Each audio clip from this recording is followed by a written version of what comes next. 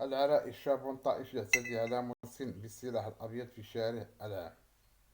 التفاصيل: تمكنت عناصر الشرطة بالمنطقة الإقليمية الأمن بمدينة العرائش يوم السبت 11 نوفمبر الجاري من توقيف شخص يبلغ من العمر 31 سنة يشبه في صورته في قضية تتعلق بالضرب والجرح باستعمال السلاح الأبيض والسرقة العلني البين.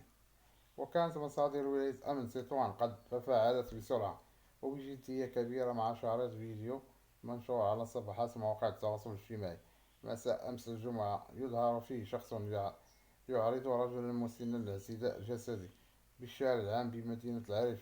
وأسفرت أبحاث وتحريات موجزة على ضوء هذا الشريط عن تحديد هوية الضحية، والذي تبين أنه يعيش في حالة تشرد، ولم يسجل وقتها شكاية في هذا الشأن بهذه الأفعال الإجرامية، وذلك قبل أن يتم توقيف المشتبه فيه يوم السبت وهو في حالة سكر متقدمة.